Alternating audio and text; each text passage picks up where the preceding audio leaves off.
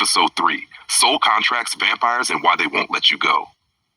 Season 1, Spiritual Espionage Exposed. This is war-level knowledge.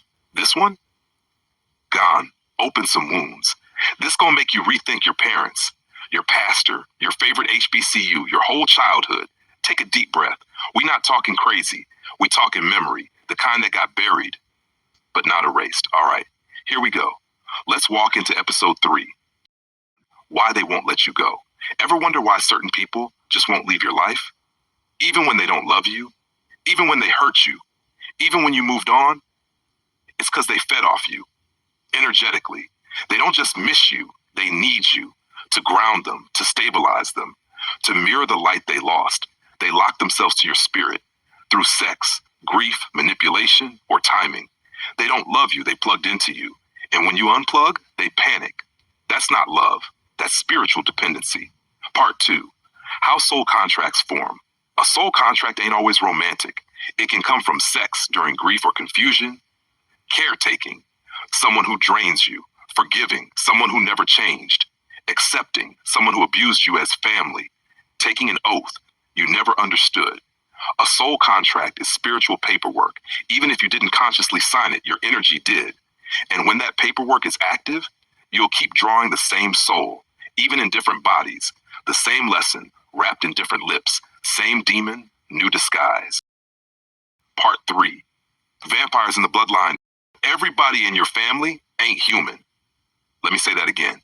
Everybody in your family ain't human. Some of them, they vessels for energy harvest, for demonic contracts, for ancestral debt. You keep trying to honor your elders, but some of them sold you out. You think you're being loyal, but you were born into a ritual. Some of these people watch your light dim. Every year you stay connected. You feel drained, sick, unlucky, disconnected. It might be an ancestral vampire, an energy feeder, a generational curse, in a human disguise. You ain't crazy, you just woke up in the middle of the harvest. Part 4, when you try to leave, they start shapeshifting. When you try to leave, you try to break free. Suddenly, they nice again. They check on you, they apologize, they show growth, but it ain't real. That's just the spirit behind them, trying to rehook you. A soul contract is a two-way cord, and when you cut it, they bleed, not physically, spiritually. That's when they panic, because now they can't feed on you no more. You ain't a battery, you a mirror, and when they can't see themselves in you, they start dying, spirit first. Part 5, the real sellouts, parents, masons, and fraternal gatekeepers. Let's get to the real reason we got trapped. It wasn't just the streets, it wasn't just the gangs, it wasn't just slavery, it was our parents, our aunties, our uncles, our grandparents. They went into the lodges, they became Eastern Stars, they pledged the Black Greek orders, they took secret oaths at HBCUs, and they brought that energy back home, back into the house, back into the family line. They didn't just bring home pride, they brought back blood rituals, Masonic oaths, symbolic mimicry, spiritual inversion, silent truth, blind loyalty to darkness. You wonder why the church feels off? Because half of your deacons, your prayer warriors, your church mothers were sworn to secret societies you don't even know the name of. You wonder why your mama treated you like the enemy? Because she gave you over in ceremony. You wonder why your daddy never protected you? Because he swore to protect the brotherhood. The Akashic records show it clearly. Our elders made a trade.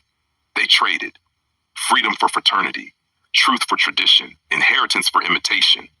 They chose mimicry systems over divine lineage. They became gatekeepers to rituals they didn't even understand. Ceremonial sacrifices, mock rituals, blood oaths in college dorm rooms, mirror initiations under the flag of Black unity.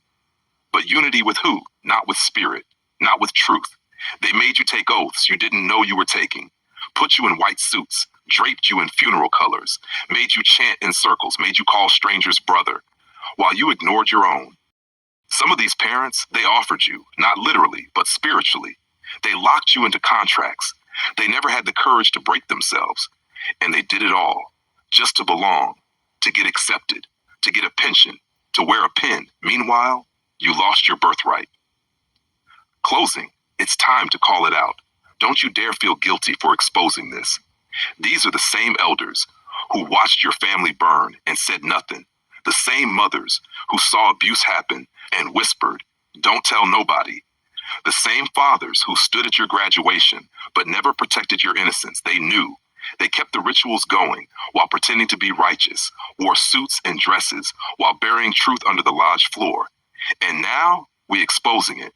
This ain't disrespect. This is warfare, spiritual warfare, against everything that's been hiding behind tradition. Next, episode 4, In the House in the Blood.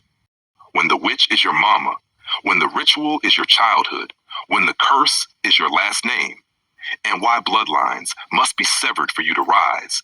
Let them watch in silence. Let them get mad. You didn't start this, but you will finish it. You not the victim. You the voice, the mirror, the memory. And now, you the weapon.